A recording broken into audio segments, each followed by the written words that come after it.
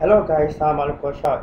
Welcome to my math tutorial section. And in today's class, I shall be taking a look at the examination style paper 4, Cambridge IGCSE Mathematics 0580. Guys, let's take a look at the first question here. The grid shows the graph of y equals to sine x for this is the domain 0 less or equals to x less or equals to 360. Okay, yeah, then we have to solve the equation for sine x equals to minus 1 for the same domain 0 less or equals to x less or equals to 360. I'll give you answer correct to 1 dp. Okay guys, let's get started with the very first question. Okay, yeah, okay, so let me get started with this one now. Okay, now guys, let's just go ahead and make x into the formula. Okay, so I have 4 sine x. Okay, 4 sine x equals to minus 1. Then you can divide through by 4. Then you have sine x equals minus 1 over 4. Okay, then x is that will be arc sine of minus 1 over 4. Okay, at this point guys, just go ahead and take your calculator and let's work on that. Where's my car? Okay, so I have shift sine minus 1 over 4. Sorry about that. Okay, minus 1 divided by 4, then close the brackets, and that is minus 14.47. okay, so don't forget this minus. Okay, so x equals minus 14. Let me take it to 2 dp. That will be 0.48.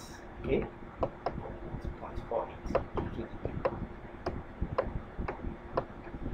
Okay guys, since your angle cannot be negative, then we have to quickly go ahead and do this. Pretty cool. So let's take a look at the quadrants. Yeah, okay, so now don't forget the acronym. Okay, the acronym, you can go ahead and watch my video on Trigonometry Graph to see all this acronym. So all students take Cambridge.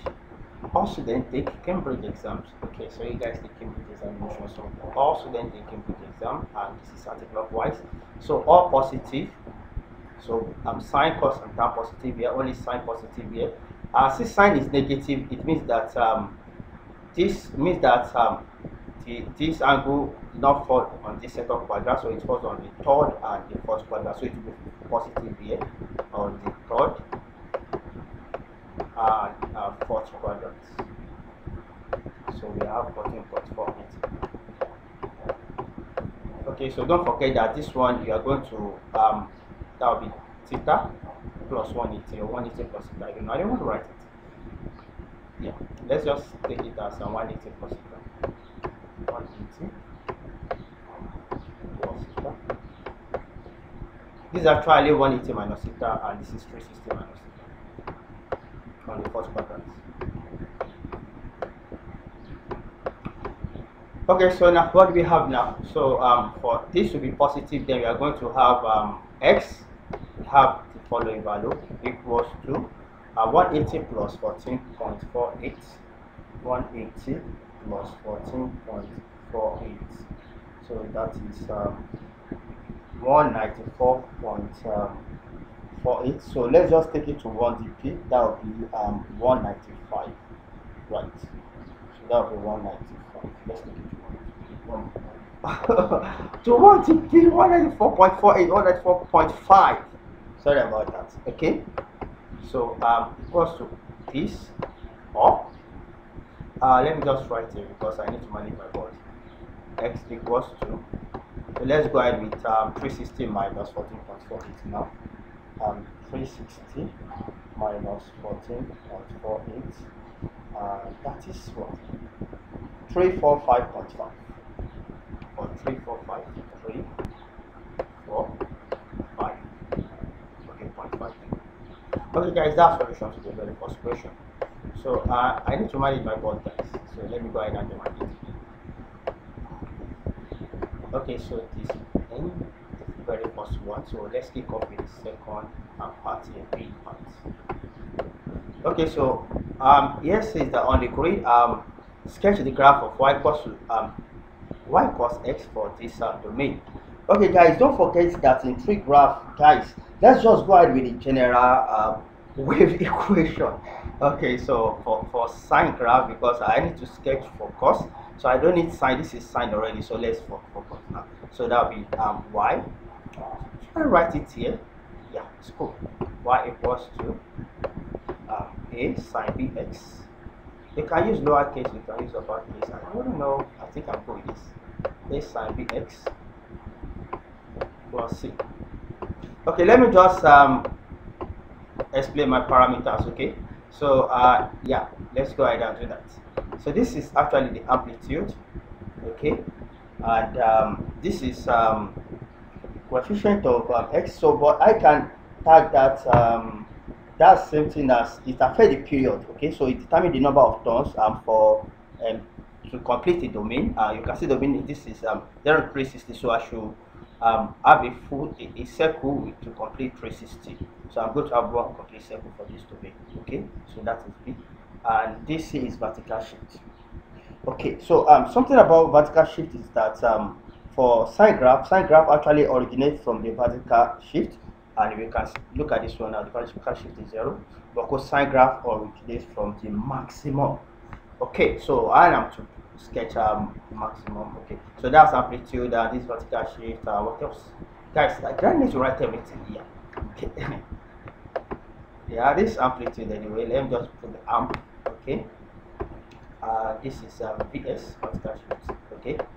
This is determine the number of turns. Okay, so let's compare this with the equation we have here now. So if you compare with y, let me just write it here. Y equals to cos x. Sorry about that. My board is not liking the way. Cos x. So you can see that if you compare, amplitude is 1. You can see the amplitude is 1. Okay. And P is also 1. And the vertical shift is 0. So Vs 0. And that's what for sine graph, the sine graph originates from vertical shift. That's what I told you. Okay, guys, I'm going to use this graph. I'm not going to use plot a new one here. I'm going to put it on this one. I think it will be cool for me. Okay, yeah. So now let's go ahead and complete this now. So the first thing is that I want to determine so I need my maximum. For example, the maximum here is 1 for sine, and minimum is -1. So how do you determine maximum? So maximum is always giving us amplitude plus vertical shift. Amplitude plus Vs. Okay, and the minimum is giving us minus amplitude plus Vs. Okay, so from there, guys, I can just conclude my maximum is that would be 1. Do I need to write it here again? Okay, yeah, my maximum is 1 because my vertical shift is 0. Okay, so my maximum is 1, my minimum is -1. Don't forget that your graph originates from a maximum for cosine graph. Okay, so then also I need to determine, I'm going to have the first cut of my domain. Let's determine the 1/4 of the cut on the domain. So and that is giving us, don't forget that you have your period to be 2 pi divided by p, and p is 1, right? So period is 2 pi, or better still 360, and that's if you're working in a region. That's why you have to pi. Sorry about that. So 360 over 1. So I should have a complete circle. For example, this is like semicircle, half circle, and complete circle should make up 360 here. Now, but I want to get the 1/4 of, so the first cut will be on the vertical shift. So let me just go ahead and complete this task. So yeah, this is my Vs, and this is my minimum. Sorry about that. Okay, and this is my maximum. Okay. Okay, let me just do that again. This is my maximum one for the cosine graph. Okay, so the first cut should be on the vertical, or you're going to cut the domain or the vertical shift. Okay, so this vertical shift, sorry about that. So this vertical shift, this is your max, and this is your minimum. Okay, so now the first cut, how do you determine that? Okay, so can I say first cut? First cut, okay, first C. So that will be 1/4 of the domain or the period. Let us do 1/4 of the period. Okay, so that is 90 degrees. So I'm going to have the first cut on. So you're going to cut it on 90 degrees for the first vertical shift. So this will be 1/4. So let me change the color, guys, in order to make this thing quite interesting. Let me just go with blue. Yeah, now free sketch guy. Can I go with laser, soft pen, light pen? Let me go with light pen. Okay, so this is cosine graph. So you're going to have your first cut here. Sorry about that. From here is a curve guy. Yeah. So you have your first cut there. Now this is 1/4. Okay, then you have your semicircle between 90 and 180. Okay, because 1/2 of 360, that will be 180. So and it should be this is minimum, so you should have your minimum against 80 here. So you can bring this one down and bring this one down here. This curve, guys. Sorry about that freehand. Then finally you should end here on the maximum. So I just bring it back. So that's the graph, guys. Pretty cool. That's the graph. So this is sine graph. I think I'm cool, guys. Is there anything else? Game over, guys. Let's go to the next question. Okay, guys. Here is the next question. At the science fair, students are invited to guess the volume of air in a balloon. The cumulative frequency diagram shows the results. Use the graph to find an estimate of the median. That is the first question. Then the interquartile range is 67th percentile. The number of students who estimate the volume to be between 590 cm cube and 630 cm cube. Okay, guys, let me just go ahead and demarcate my board. Okay, yeah. Now let's get started with the very first question, guys. Don't forget that this is histogram question, right? Okay, so now the first thing is let's go for the depth, that is the position. So you still remember how to find the position. The median position, median is the same thing as 50%. So 50 is 50%, that is 50 over 100, that's 1/2. Okay. Okay, so yeah, median position, I'm going to target NP. Okay, so median position, not the solution. I just want to determine the position against the cumulative frequency here. So median position is giving us 1/2. Okay, guys, it's relative, guys. You can use this is estimate, so go ahead with n plus 1 or n. Yeah, but it's pretty cool for sample. Okay, so that's median. That should give you the median position. Okay, so so what do we have there? Let me just go ahead and demarcate this again because I don't know that I'll be able to manage my board. Okay, now so the total number is you can look at see the cumulative frequency here is 100 students altogether. So that will be half into 50 plus 100 plus 1, that is 101. Okay, so that will be half into 101. I'm going to use 100, but guys, because if you have small sample like this, works better. Like if you have like 5, if the population size is like 5, then it's better to use n plus 1, not n. So that's why I just want to stick with this. Okay, so the median position now is 50.5. Okay, so then you go to your the axis for the cumulative frequency, and this should be 50.5. Then you trace it against your ogive or cumulative frequency curve and bring it down here. Okay, so this is an estimate value, guys, and you can see this is between 600 and 620, but it can be up to 610 because this is not up to up. So it's going to be a range of value. So what range of values satisfy this? Okay, so that should be 605 because for me this is like 1/4 of the boxes. Okay, so I think I'll go with 605. Okay, so guys, hope that is pretty cool. So that's 605. So the answer to that in the very first one is 605. So this one here, the median is 605 CMQ. Sorry about that. My handwriting is pretty right. So its range of value, guys, the answer could be between, I wouldn't know, maybe 605, let's say 62 to like 68. Okay, so 605 will capture part of it.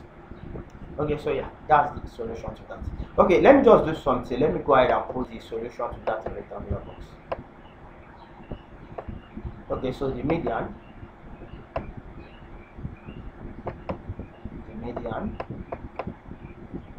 equals 605 CM.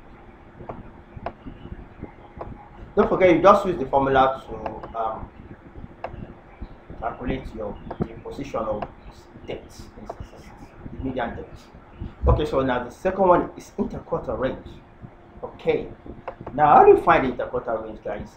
That's what we call the upper quarter and the lower quarter, or if you don't mind, Q3, that is the upper quarter, and it's something as 75% done. So 75% is what? 3/4, right? So 3/4, that is the upper quarter, into n plus 1.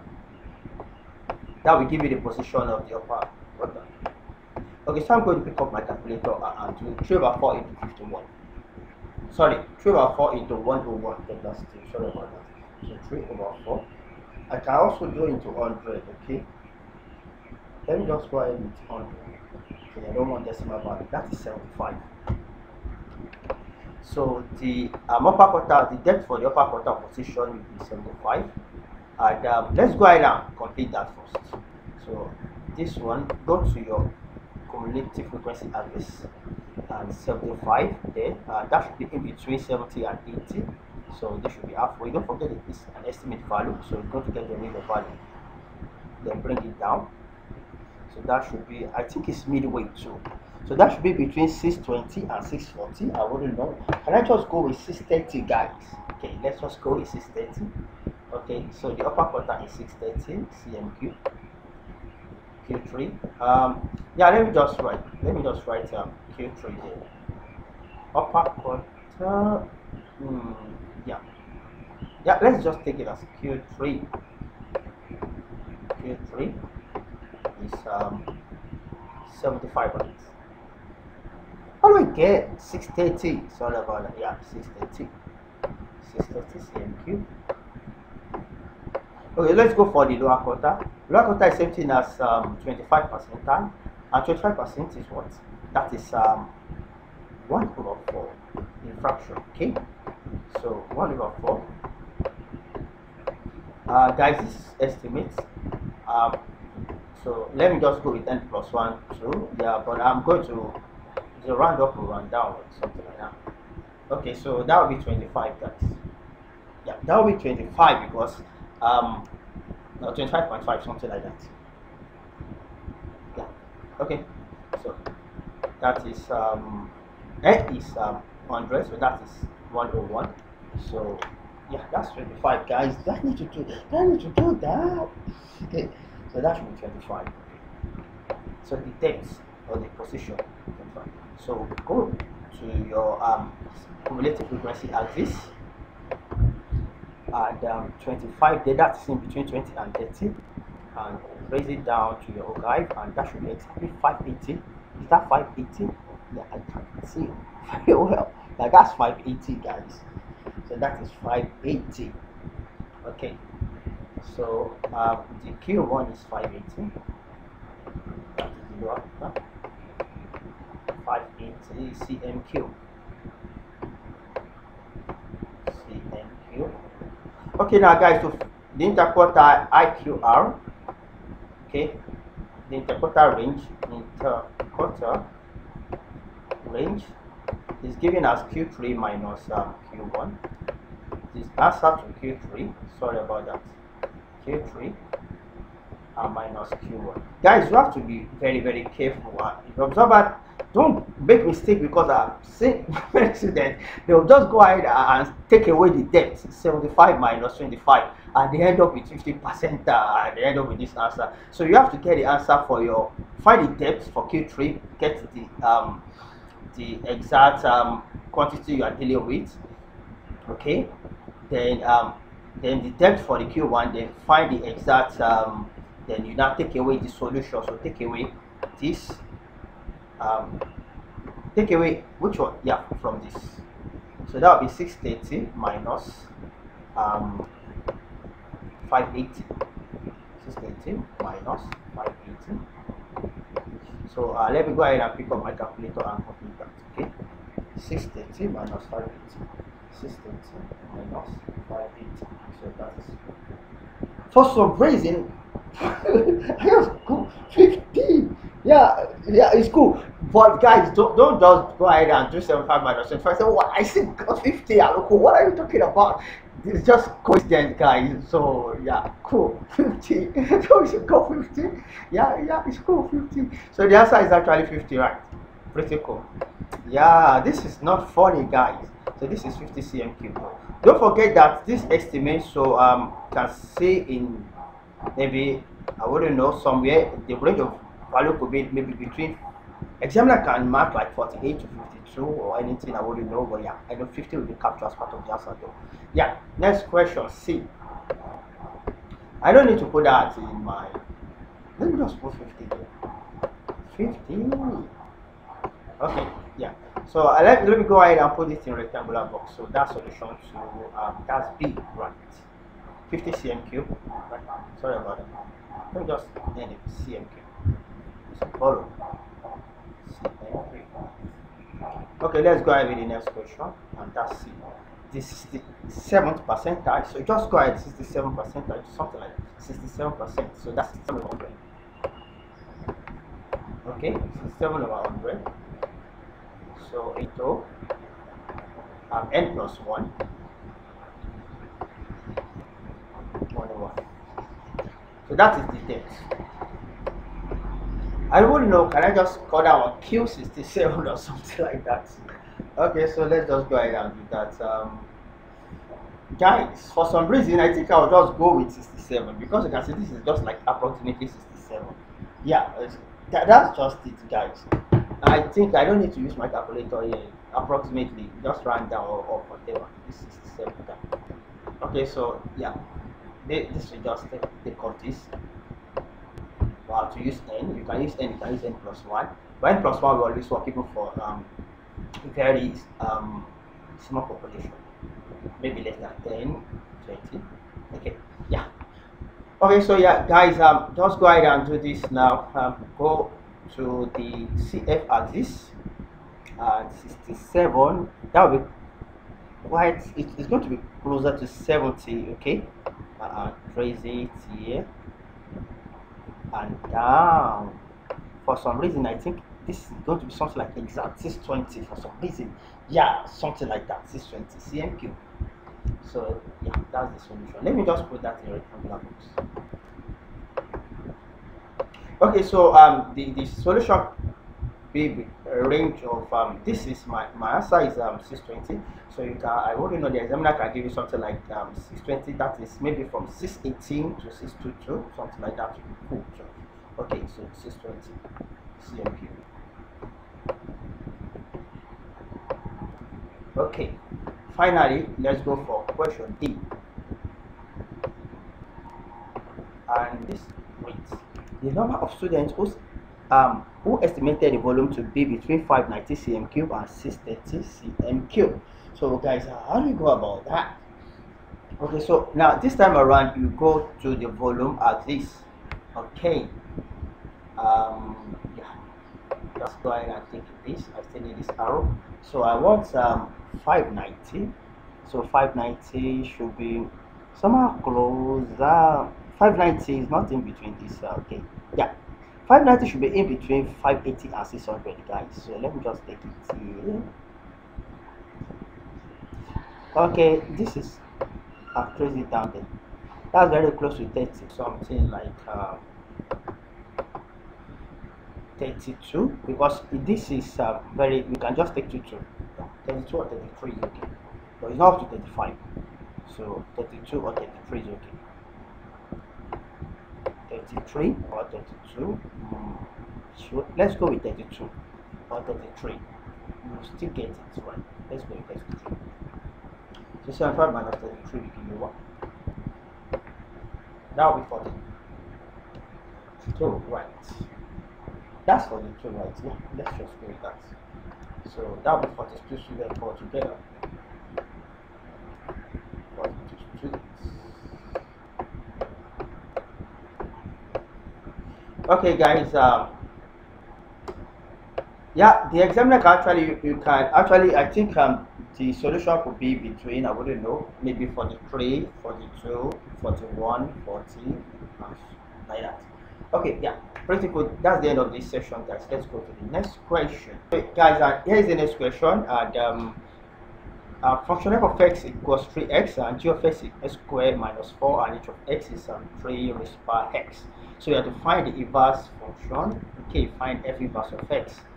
Okay, guys, this is function, pretty cool, right? Okay, yeah, don't forget, how do you find inverse function? Okay, now you just go ahead and introduce a variable, and I like to use y. Okay, so let y equals to the given function. So let y equals 3x, and since I want to find the inverse function of f, so let y equals to f of x, like that. Then you go ahead and make x subject to formula. Okay, so you can rewrite this. Now you have something like 3x minus 1, okay, equals to y, still same, right? Okay, so then next you go ahead and make x subject to formula. Then 3x equals to y plus 1. From there we have x equals to 1/3 of y plus 1. Then I can conclude that the inverse function of f, okay, so f inverse of x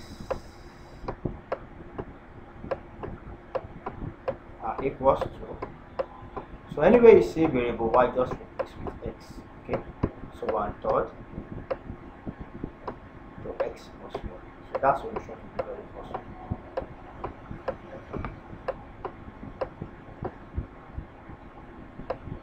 But that's pretty cool, guys. So let's go to the next one. So we have to solve the equation f of x equals to g of 3. So just go ahead and find g of 3 first. That is, go to function g of x. Anywhere you see x, just put 3. So let's go ahead and find g of 3 here first. Guys, I'm sorry about that. I just need to manage my board. That's why I need to. I have to use this place. So g of 3 will be 3 squared. Let's just write it, guys. 3 squared minus 4. And that's 9 minus 4, right? So g of 3 is that's 5, huh? Hope I'm cool, guys. Yeah, that's 5. So let's go ahead and complete the task now. So f of x now, 3x minus 1, 3x minus 1 equals g of 3, and g of 3 is 5, so equals 5. Then go ahead and make x with this formula. Now I need to manage my board. Yeah, let me go ahead and duplicate. See, let's take it here. I wouldn't know, I may still need more space. I wouldn't know. Let's do another one. Okay, so yeah, let's continue like this. So x equals to what? Let me just write 3x. Now, what is Uncle doing? Jumping? Why are you jumping step? Not jumping step, guys. Okay, so yeah, just move one there. So 3x equals to 6. You divide 2 by 3, so x equals to 2. So x equals to 2. Okay, let's just put all our solution in the rectangular box.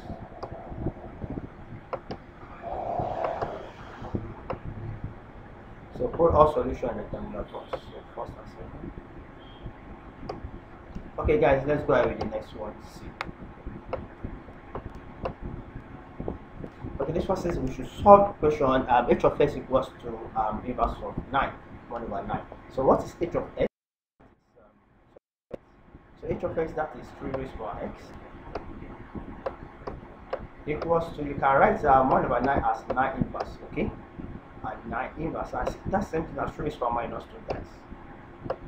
As product of prime factor. Now as the product of prime factor is 3 squared, so that's pretty cool. You can see that the base is common here. So x equals to minus 2. Guys, you guys are at math. No, sorry about that. This is a math class now. So that's why I'm trying to take my time. So I'm not jumping step, guys.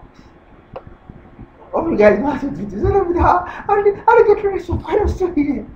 Okay, just express 9 as a product of prime factor. That is 3 squared. So that's 1 over 3 squared, and that's something that 3 squared minus 2. I know you guys are good. Yeah.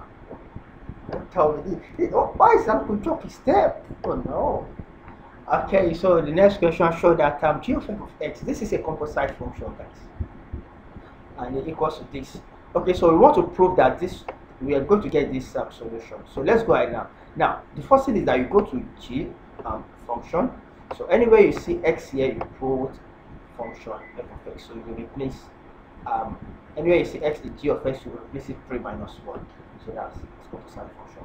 So go to g, anywhere you see x, put the function, substitute x to be x equals to 3, put x to be 3x minus 1, something like that. Okay, so yeah, so I'm in for g of x. So this is x, so x, and x is what, 3x minus 1, that is 3x minus 1. But guys, this is x squared, so that's plus minus 1 all squared. So x squared minus 4, then complete it, minus 4. Then go ahead and expand this. Guys, you know how to expand. Oh, okay, sorry about that. Okay, so to expand, let me just take my time. I don't need to waste time, guys, but guys, do we need to do these? Okay, so I'm not jumping step, right? Okay, so that's 3x into 3x. 3x minus 1 into 3x minus 1. Okay guys, I think I can just complete it like this. So if you go ahead and expand this one, you end up with something like 9. Can you imagine? 26. So 3 times 3 is 9. So 9x squared. Then you have minus 3x minus 3x, that's minus 6x. Then minus 1 times minus 1, that is plus 1. Then minus 4. So we end up with what? 9x squared minus 6x. Guys, my handwriting, right? Sorry about that. That's minus 3. Okay, let me just effect this one. That's squared. This one is squared. Let me just square it. Okay, so this is x squared. Okay, pretty cool, right? That's what they asked us to prove. 9 squared minus 6x minus 3. You're correct, right? So you can put that in the rectangular box too. So let's go to the next one. Solution to E. Find correct to 2DP. Yeah, the x-coordinate of the point of intersection of the two graphs. So we took graph, guys. So of the two graphs, these graphs. Okay. So now to find the x-coordinate of the intersection of the two graphs, this graph and this graph, the graph of this composite function d of f of x and the graph of f of x. So at the point of intersection, the equation will be equal, that is y equals to y. So equate this function to this function, so that's from an equation. Okay, so now this is g of f of x here.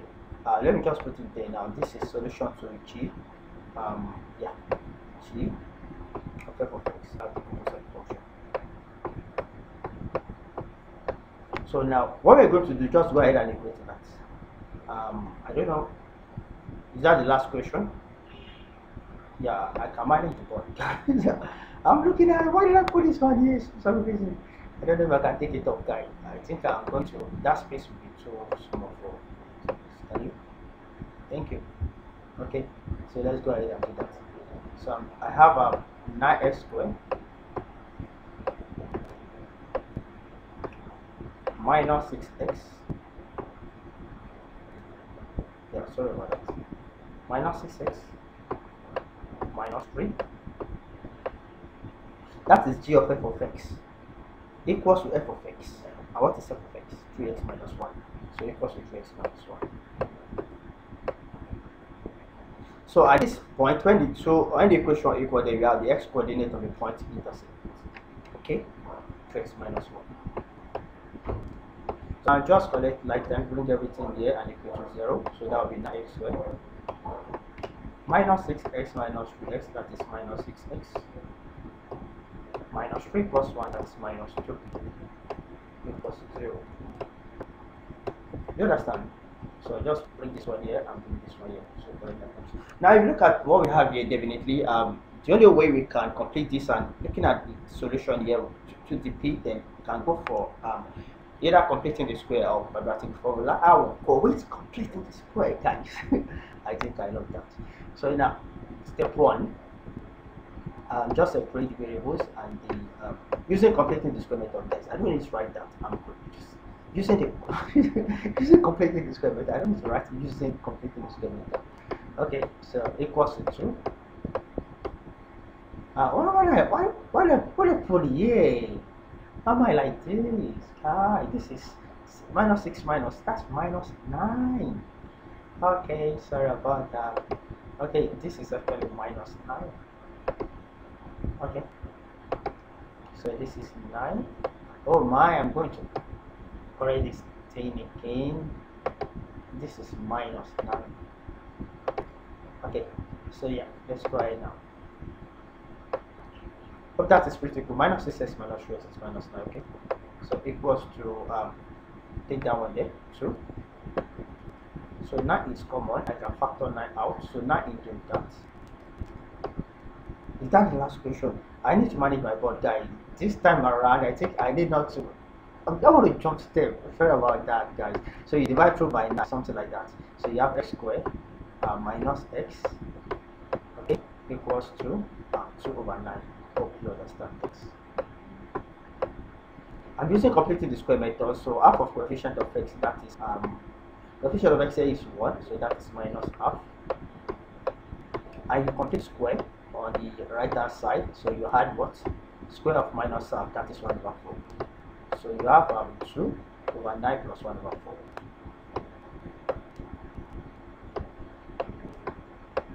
Okay, I can pick up my calculator now and complete the sign. Okay, so now I have 2. Sorry about that. 2 over 9 plus 1 over 4. So that equals what? 17 over 26. So I have x minus half.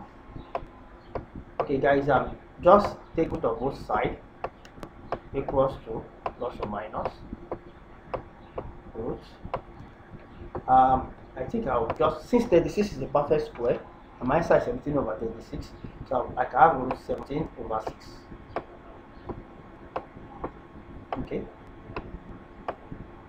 yeah, that's it. Then the solution now, x equals to, so x will be root 17 over 6 plus half, or minus root 17 over 6 plus half.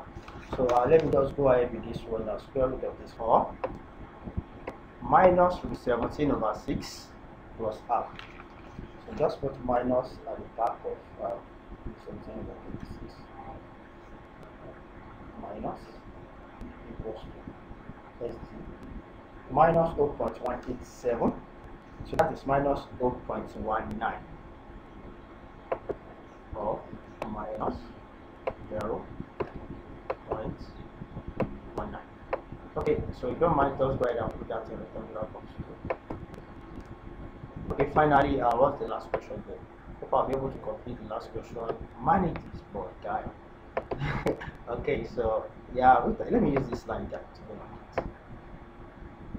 Okay, so now the last question says that use differentiation to find the exact coordinate of the turning point of the graph y equals to g of x. Okay, so we want to find turning point exact, that is divided x. Okay, so at turning point, guys, at turning point, that's at my at is full right, like at yeah, we have to put at the chin. Okay, so at turning point, I don't need to write turning point. At turning point, let me just write everything, guys. Sorry about that. So at turning point, I think I featured quite good numbers of video on this already. So you guys are pretty cool with yeah, differentiation. Yeah, that's zero review syllabus 2020 to 2024, something like that. Just write it. Okay, so divide the x equals to 0. That is the weight equals to 0 of the function. So let's go ahead and differentiate the function. We are dealing with this function g of f of x, and g of f of x is this one here. So differentiate this one here. So that will be 18x. That is 6. When you differentiate the constant, that is 0. So the gradient or divide the x equals 18x minus 6 equals to 0. So we go ahead and make x okay to formula. So x equals to 6 over 18, that is 1 divided by 3. Okay guys, we have to find the exact coordinates. So when x equals 1 over 3, go ahead and substitute that is the original function. So find f of the original function here. Okay, so go ahead to find f of g of 1 over 3. Right, is that what we have here? G of f of x 1 over 3. Sorry about that. So the original function is y is g of f of, so g of f of 1 over 3. So in order to get y, and that gives 1. So I'm going to plug this in the calculator because of my time and space here. So back here, so I have 9 into 1 over 3 squared. So let me just put 9 into 1 over 3. Sorry about that, 1 over 3 all square, then minus 6 into 1 over 3, minus 6 into 1 over 3, what equals it, then minus 4, minus 4. So when x is 1 over 3, g of f of x, and this y is minus 4. So the exact coordinates for that is let's just put as p. Coordinates p is 1 over 3 comma minus 4. That's the exact. That's solution to the last question, guys. Hope that is pretty good. Hope that is clear, guys.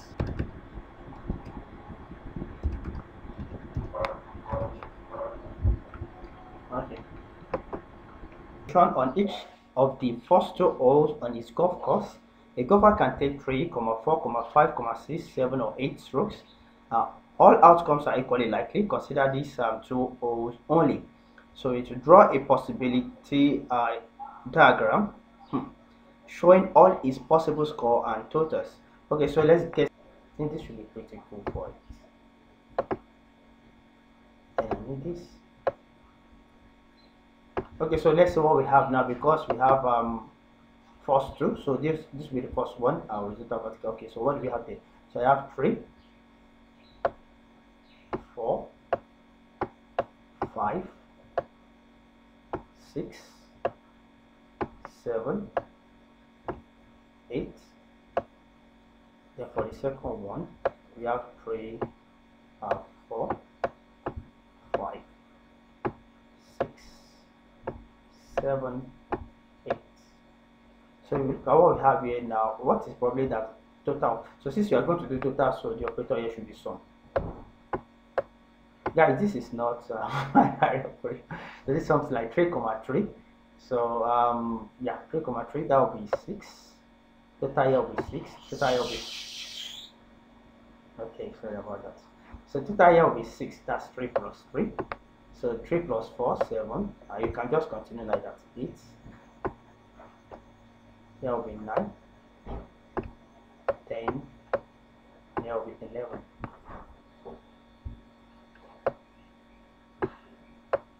Okay, so 4 plus 3, so this will be 7, 12, 13, 14, 15. I can bring this one down a little. So this will be 11, 12, 13, 10, and 16. So let's consider the number of sample space altogether. I wouldn't know. Can I just go ahead and demarcate? Yeah, let's just go ahead and do that. If we are to consider the sample space altogether, number of sample space,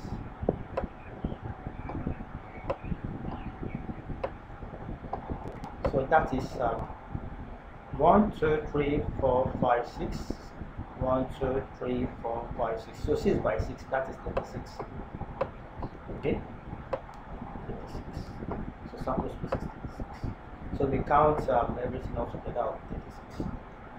Okay, so we're through with the first one. Draw a possible diagram showing all its possible outcomes. So these are the possible outcomes. It's a total of 16 strokes.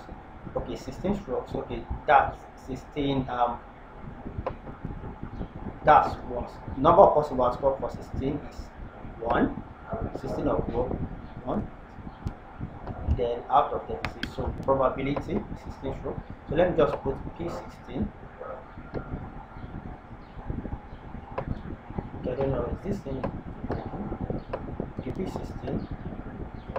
And that will be equals to number of possible outcomes. N of P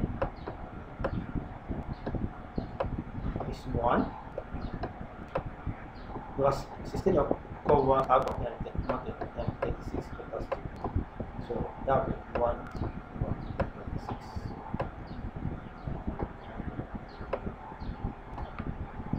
That is Roman equal 2. So what is probability that it takes a total of 10 strokes? So let's take the 10 there. I don't know, let's just go with 9. So 10, you can see 10 here. Let's take this transversal 9 here. Then you can bring this down. Also make this thing up. Just want to cover 10. So 1, 2, 3, 4, 5. There are 5 possible outcome. So now number of possible outcome for 10, this number of possible outcome for 16, let me just put n P16. So number of possible outcome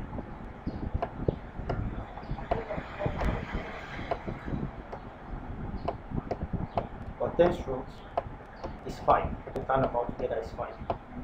And don't forget that the sample space is 36. So therefore probability will be number of possible outcomes divided by total outcome.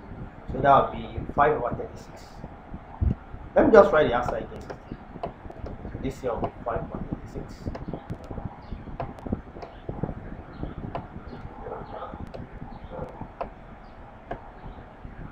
This one here is 1 over 36.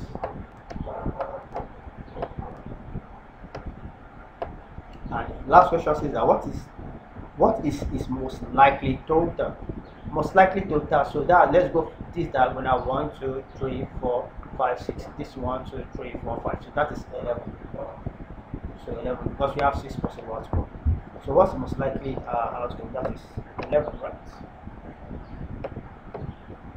Okay, guys. Now, guys, this is the end of this tutorial section. Guys, let's take a look at the next question. If the weather is fine today, the probability that it will be fine tomorrow is 0.7. So this and other probability are shown in this matrix. Okay, so tomorrow, today, that we have fine weather, etc. Okay, guys, what we have here is known as contingency table. I'm going to explain everything. Okay, so the probability of the weather being fine on any one day is 0.6. Copy and copy the tree diagram below. Okay, to represent all this information. Okay, so let me go ahead and demarcate my board for effective management. Okay, let's start with this explanation. Let me explain this first. Let me put each one in rectangular box. Okay, so we have this 0.7. How do we come about this 0.7? Tomorrow, better still. Given is fine today, using our row to column. Probability is fine tomorrow, so you can now do that now. So let's write that in conditional probability. So probability fine, okay, given fine is 0.7. Hope that is clear. So what that one is saying is that probability will be fine tomorrow, given is fine today is 0.7. So let's go to the rectangular box. So the sum here will be 0.4, right? So because you have 0.6 plus, so this will be 0.4. Let's just complete what we can. Yeah, this 0.4. So that because the sum should be 1 here, then the sum here also should be 1. Before I'll continue my contingency table now. This one here should be 1. I don't want to, sorry about that. So the sum here should be 1, 2, 0.7. So 1 minus 0.7, so this should be 0.3. Okay, so we can use contingency table to complete the remaining one now. So at least we are through with this. So this is 50. So now let's now go ahead now. So now I explained this one based on the information given here. Let me just go ahead and take this one off, and then so I don't need to use contingency table for all since we have some information and we can use other concepts for that. So let's start this one, day 2. So let's use the contingency table for day 2 only, because the one is pretty cool, day 2 and the remaining part of day 2. Now, so now this one now, probability is wet. This is given wet. So what's probability? It will be fine tomorrow. Probability is wet today. What's probability that it will be fine tomorrow? So that's what we are doing now. So probability, so given wet, probability fine 0.4. So that's clear like that. Oh, that is clear. Now because we have 0.4 from 0.6 here, we sum. So given wet today, this is day 1 today. Given wet today, what's probability that it will be fine tomorrow? So that's it. Given wet today, do you see wet today? Probability fine tomorrow. Fine tomorrow. That's 0.4. So that's how I come about my 0.4. Hope that is clear. Okay, so now let's go ahead again. This is day 1. Given wet. Sorry about that. Let's go ahead with this one now. Given wet today, this is day 1 today. What's probability is to be wet tomorrow? Given wet today, this is given. I have it from 0.6. 1 minus 1. So given wet today, what's probability that it will be wet tomorrow? Okay, so this is today, wet today, then wet tomorrow. This is wet tomorrow. Okay, if given wet today, what's probability to be wet tomorrow? So that's 0.6 is given. So that's pretty cool. Yeah, super cool, guys. So you like that. So hope my explanation is clear. Yeah, pretty cool. So now here we're going to have fine. Here we're going to have fine wet. Here we're going to have wet fine. And here we have a wet. So let me just put that down. So probability fine. So this one is like given fine today, what's probability to be fine tomorrow? So that will be what? 0.6 times 0.7. 0.6. Sorry about that. Times 0.7. So that's the solution to the first one. The 2 day will be fine today and tomorrow. So let's go ahead and type now. So 0.6 times 0.7. So that is 0.42. So the solution to the first question, 3 marks, 0.42. This one is 0.42. Now this one says that a wet day followed by a white day. Okay, now this one is fine wet, probability fine wet. Fine day followed by wet day. That's fine day followed by wet day. So let's do that now. So that's that will be 0.6 times 0.3. 0.6 times 0.3. That is 0.18. 0.6 times 0.3. that is 0.18.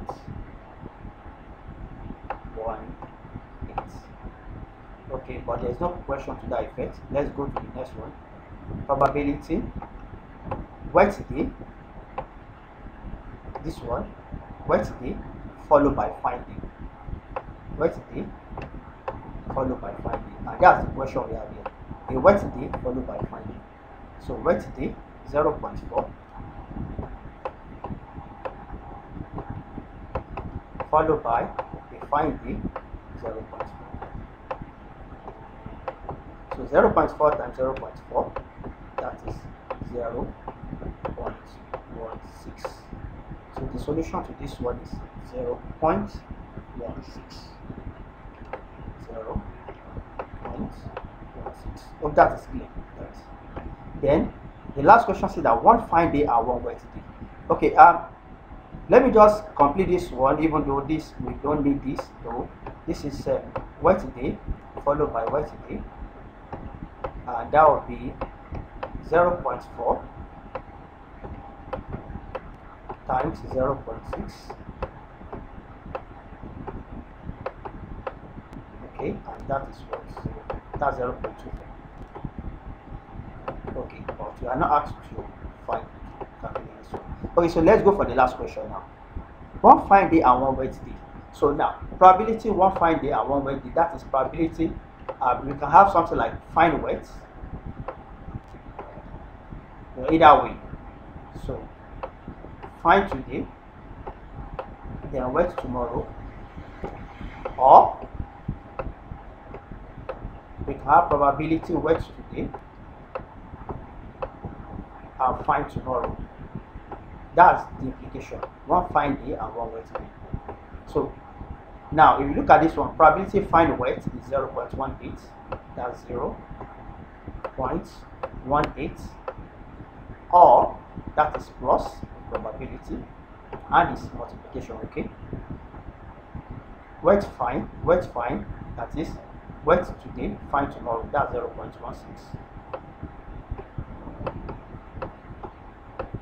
So that's what, let's go ahead and sum 0.18 plus 0.16, and that is 0.34. Okay guys, that's the solution to the last question. Sorry about that. 0.34. Okay guys, at this point let's call it a day. Guys, don't